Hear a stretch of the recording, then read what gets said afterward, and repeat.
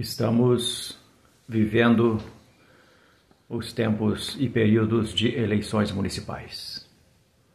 É um tempo muito importante, é uma ocasião muito significativa do exercício da cidadania, quando o cidadão ele pode manifestar o seu voto no sentido de mudar, de transformar a sociedade, a realidade, a história e também de conseguir políticas públicas que atendam aos interesses e às necessidades da coletividade. A Igreja não tem partido político. O partido da Igreja é o Evangelho, é Jesus Cristo. A Igreja se fundamenta naquela palavra de Jesus. E eu vim para que todos tenham vida e a tenham plenamente.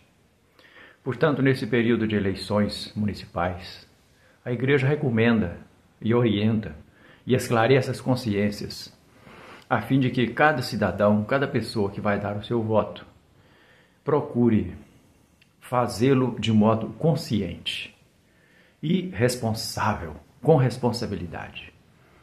Então, conhecer o candidato, a história do candidato, aquilo que o candidato defende e, sobretudo, a defesa da vida, desde a concepção até o momento final, até a morte.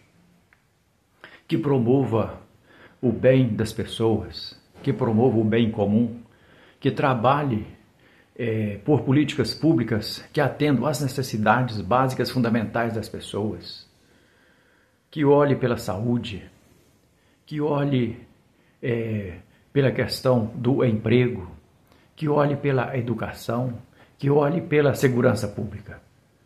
Então, e também que olhe pelo meio ambiente. Essa é a proposta da Igreja, é a orientação da Igreja nesse período de eleições municipais. E assim a Igreja orienta. É preciso que a política se dedique sempre ao bem comum.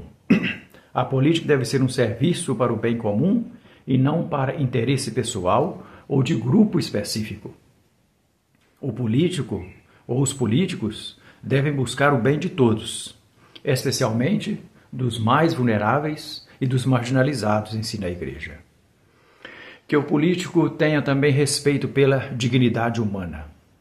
Todas as políticas devem respeitar e promover a dignidade de cada pessoa, reconhecendo que todos são iguais em dignidade e em direitos. Deve promover também a justiça social. A política deve lutar contra toda desigualdade e promover a justiça social, garantindo que todos tenham acesso e oportunidades e recursos necessários para uma vida digna. Também a política deve combater a corrupção. A política deve lutar e combater a corrupção em todas as suas formas, promovendo a transparência e as responsabilidades nas ações governamentais. O cuidado com a criação aí tão devastada, tão maltratada, não é? A política deve incluir o cuidado com o meio ambiente, promovendo o desenvolvimento sustentável e a proteção da criação. Aquele que a gente vai votar deve ser um promotor também do meio ambiente e do cuidado com a criação. E depois a política deve ser um instrumento para construir a paz e promover a reconciliação entre os povos, combatendo a violência e os conflitos. Então é nesse caminho que nós queremos caminhar.